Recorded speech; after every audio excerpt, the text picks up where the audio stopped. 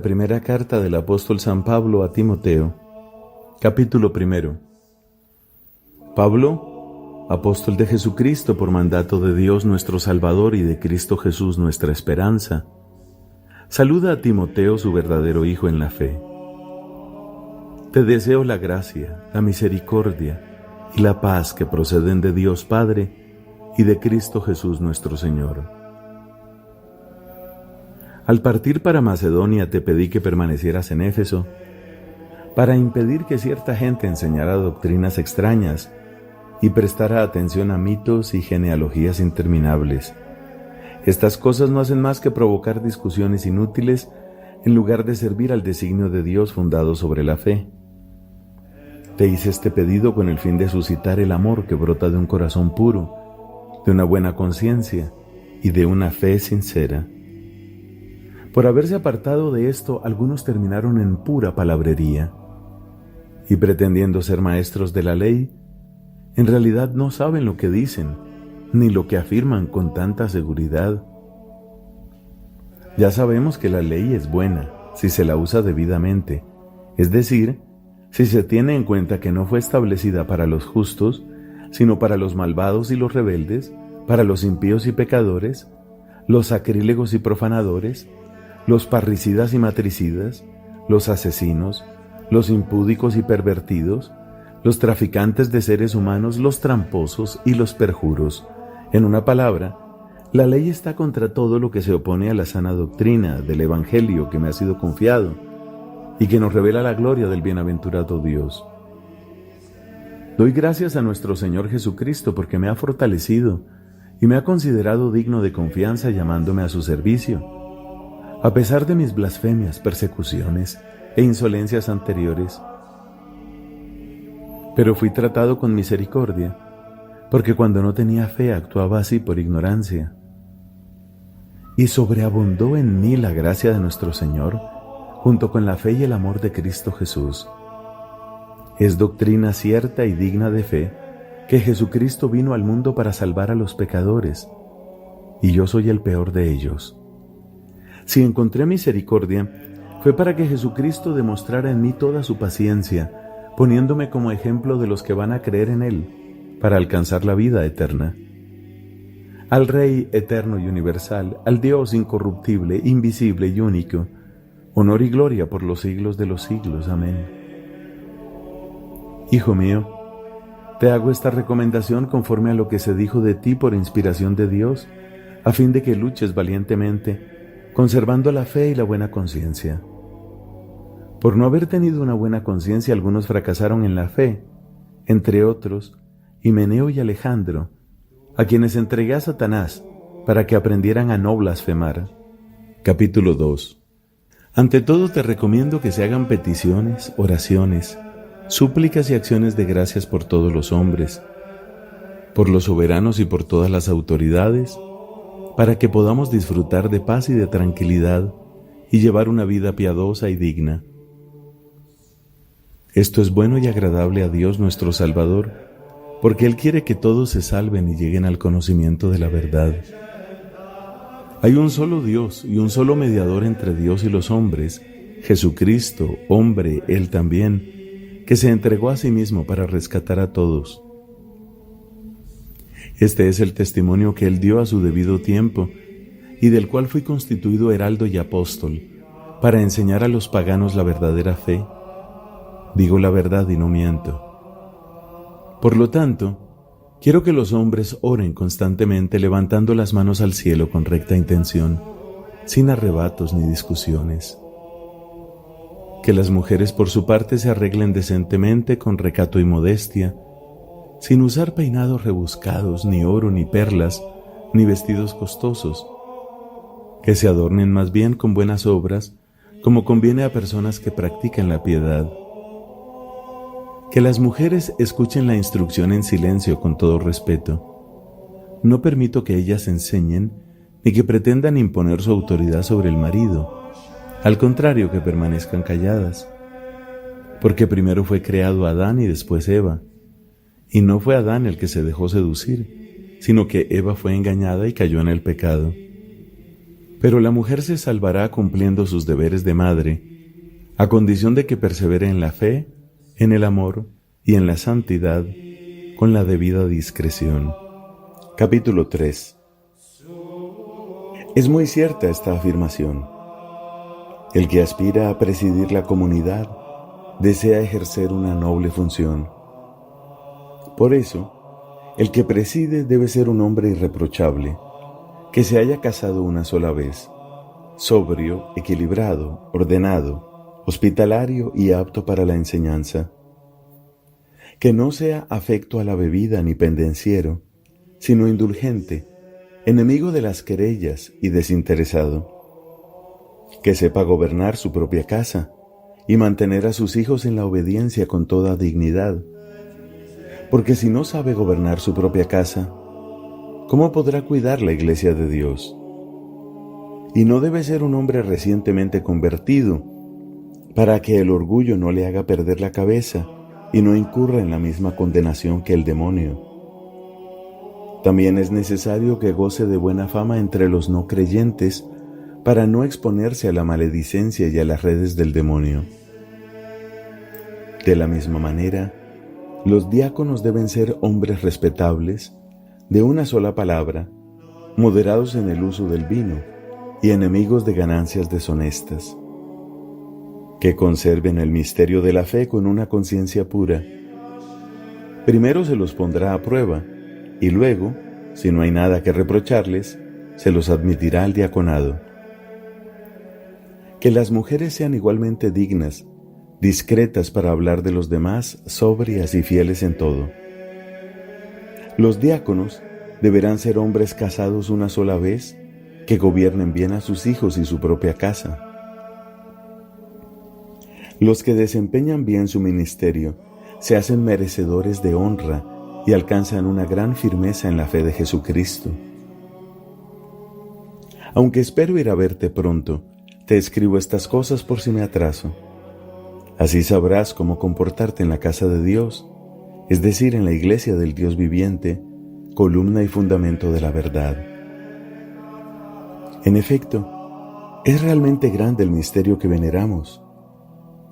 Él se manifestó en la carne, fue justificado en el Espíritu, contemplado por los ángeles, proclamado a los paganos, creído en el mundo y elevado a la gloria. Capítulo 4. El Espíritu afirma claramente que en los últimos tiempos habrá algunos que renegarán de su fe para entregarse a espíritus seductores y doctrinas demoníacas, seducidos por gente mentirosa e hipócrita, cuya conciencia está marcada a fuego. Esa gente proscribe el matrimonio y prohíbe el consumo de determinados alimentos que Dios creó para que los creyentes y los conocedores de la verdad los comieran dando gracias. Todo lo que Dios ha creado es bueno, y nada es despreciable si se lo recibe con acción de gracias, porque la palabra de Dios y la oración lo santifican. Si explicas todo esto a los hermanos, serás un servidor de Cristo Jesús, alimentado por las enseñanzas de la fe y de la buena doctrina que siempre seguiste fielmente. Rechaza esos mitos ridículos, esos cuentos de viejas y ejercítate en la piedad. Los ejercicios físicos son de poca utilidad. La piedad, en cambio, es útil para todo, porque encierra una promesa de vida para el presente y para el futuro. Esta es doctrina cierta y absolutamente digna de fe. Nosotros nos fatigamos y luchamos porque hemos puesto nuestra esperanza en el Dios viviente, que es el Salvador de todos los hombres, especialmente de los que creen. Predica esto y enséñalo. Que nadie menosprecie tu juventud. Por el contrario, trata de ser un modelo para los que creen, en la conversación, en la conducta, en el amor, en la fe, en la pureza de vida. Hasta que yo llegue, dedícate a la proclamación de las Escrituras, a la exhortación y a la enseñanza. No malogres el don espiritual que hay en ti y que te fue conferido mediante una intervención profética por la imposición de las manos del presbítero. Reflexiona sobre estas cosas y dedícate enteramente a ellas para que todos vean tus progresos. Vigila tu conducta y tu doctrina y persevera en esta actitud. Si obras así, te salvarás a ti mismo y salvarás a los que te escuchen. Capítulo 5. No reprendas a un anciano, sino exhórtalo como a un padre. Trata a los jóvenes como a hermanos, a las ancianas como a madres y a las jóvenes como a hermanas con toda pureza. Honra y atiende a las viudas que realmente están necesitadas, pero si alguna viuda tiene hijos o nietos, estos deben aprender primero a cumplir con sus deberes familiares y a ser agradecidos con sus padres, porque eso es lo que agrada a Dios. Hay viudas que lo son realmente, porque se han quedado solas y tienen puesta su confianza en Dios, consagrando sus días y sus noches a la súplica y a la oración. Pero la que lleva una vida disipada, aunque viva, está muerta. Incúlcales esto para que sean irreprochables. El que no se ocupa de los suyos, sobre todo si conviven con él, ha renegado de su fe y es peor que un infiel. Para estar inscrita en el grupo de las viudas, una mujer debe tener por lo menos 60 años y haberse casado una sola vez. Que sus buenas obras den testimonio de ella. Tiene que haber educado a sus hijos, ejercitado la hospitalidad, haber lavado los pies a los hermanos, socorrido a los necesitados y practicado el bien en todas sus formas. No inscribas en cambio a las viudas más jóvenes, porque cuando los deseos puramente humanos prevalecen sobre su entrega a Cristo, quieren casarse otra vez y se hacen culpables por faltar a su compromiso. Además, si no tienen nada que hacer, acaban yendo de casa en casa y se dedican a charlar y a curiosear, ocupándose en lo que no les importa. Por eso quiero que las viudas jóvenes se casen, que tengan hijos y atiendan a sus obligaciones domésticas, para no dar lugar a la maledicencia de los enemigos. Algunas de ellas ya han abandonado el buen camino y siguen a Satanás. Si una mujer creyente tiene viudas en la familia, que se ocupe de ellas. De esta manera la Iglesia no las tendrá a su cargo y quedará libre para atender a las que están realmente necesitadas. Los presbíteros que ejercen su cargo debidamente merecen un doble reconocimiento, sobre todo los que se dedican con todo esfuerzo a la predicación y a la enseñanza. Porque dice la Escritura, no pondrás bozal al buey que trilla, y también el obrero tiene derecho a su salario. No admitas acusaciones contra un presbítero, a menos que estén avaladas por 2 o 3 testigos. A los que incurran en pecado, repréndelos públicamente para que sirva de escarmiento a los demás.